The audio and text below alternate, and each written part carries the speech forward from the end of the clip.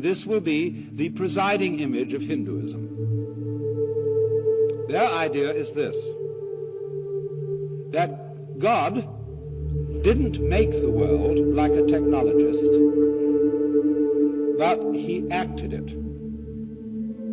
That is to say, every person and everything for that matter, every tree, every flower, every animal, every star, every rock, every grain of dust is a role or part which the Godhead is playing. You must understand, of course, that the Hindu image of God is a little bit different from the Jewish, the Christian, and the Islamic. When I was a little boy, I used to ask my mother interminable questions. And when she got sick of it, she said, "My dear, there are some things in this life that we're just not meant to know." Well, I said, "Will we ever know?" She said, "Yes. If you die and then go to heaven, God will explain it all."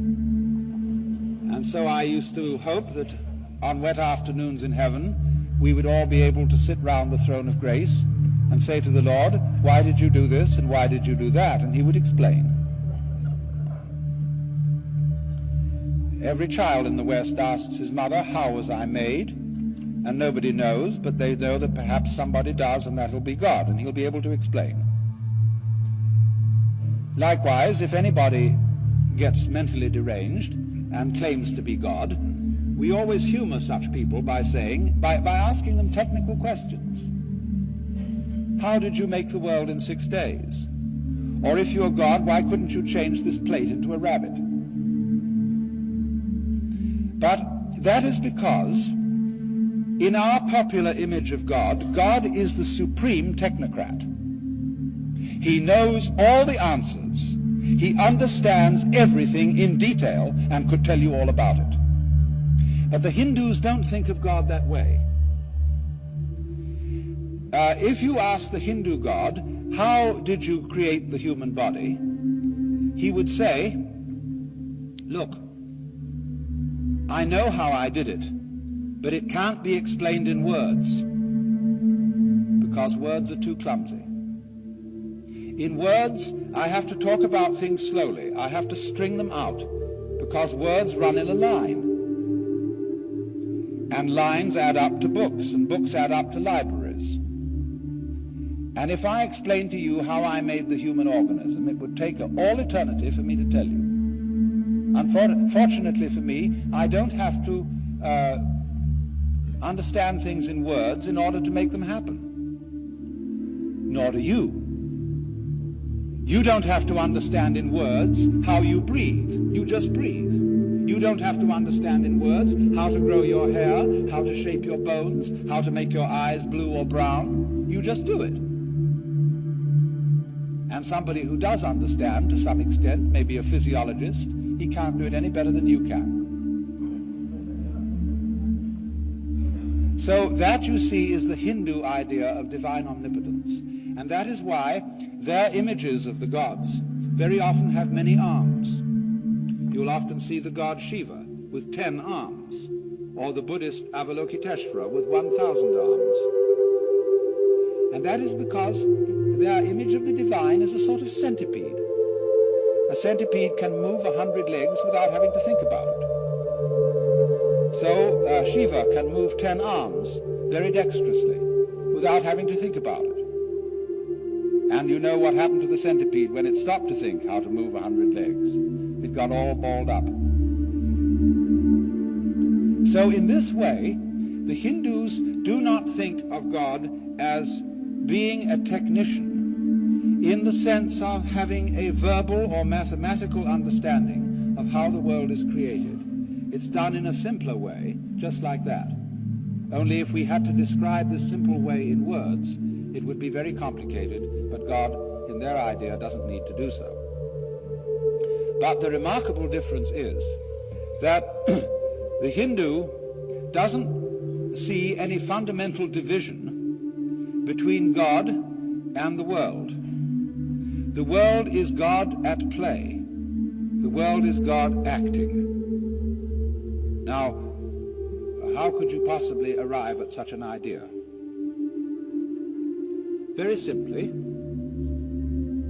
when he tries to think why there is a world at all, because if you think about it, it is extraordinarily odd that there is anything. It would have been much simpler and required a great deal less energy for there to have been nothing. But here it is. And why? Well, what would you do if you were God? Or let me put it in a simpler way. Supposing that every night you could dream any dream you wanted to dream, what would you do? Well, first of all, I'm quite sure that most of us would dream all the marvelous things we wanted to happen. We would fulfill all our wishes. And we might go on that way for months. Besides, you could make it extraordinarily rich by wishing to dream 75 years in one night, full of glorious happenings. But after you've done that for a few months, you might begin to get a little tired of it. And you would say, what about an adventure tonight, in which something terribly exciting and rather dangerous is going to happen? But I'll know I'm dreaming, so it won't be too bad. And I'll wake up if it gets too serious. So you do that for a while. You rescue princesses in distress from dragons and all sorts of things. And then when you've done that for some time, you say, now let's go out a bit further. Let's forget it's a dream and have a real thrill. Ooh. But you know you'll wake up. And then you get, after you've done that for a while, you get more and more nerve until you sort of dare yourself as to how far out you can get. And you end up dreaming the sort of life you're living now.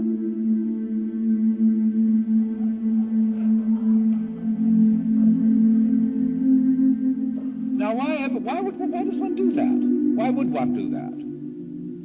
The reason the Hindu would say is that the basic pulse of life, the basic motivation of existence, is what we call the game of hide and seek. Now you see it, now you don't. You see, everything's based on that, because all life is vibration, pulsing. Light is a pulsation of light-darkness. Sound is a pulsation of sound-silence. Everything is going at various speeds. And in order to have, say, it's like the motion of a wave. Now, a wave consists of two pulses, the crest and the trough. You can't have crests without troughs. You can't have troughs without crests. They always go together. You can't have hide without seek. You can't have seek without hide. Just for example, you can't have here without there. Because if you didn't know where there was, you wouldn't know where here was. You can't have is without isn't, because you don't know what you mean by is unless you also know what you mean by isn't, and vice versa.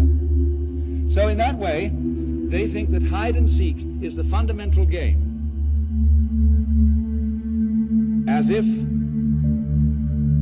the Lord, God, the Brahman as they call it, said in the beginning, get lost, man. Disappear, and I'll find you again later. And then when, you know, the disappearance gets very far out, then the contrary rhythm begins, and the dreamer wakes up and finds out, whew, that was a relief.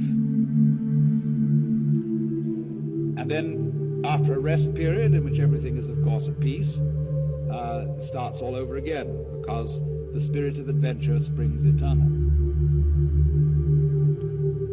Now then, the Hindus had extremely vast ideas of space and time for their period in history, and they have the theory that the hiding part of the game goes on for 4,320,000 years, a period called a kalpa, K-A-L-P-A in Sanskrit. And then the seek part, that is to say, let me put it this way, the dreaming part is followed by the waking part. The dreaming is the hiding, where the Godhead imagines that it's all of us. Then for another 4,320,000 years, there's a period of awakening. And then at the end of that, again begins the dream.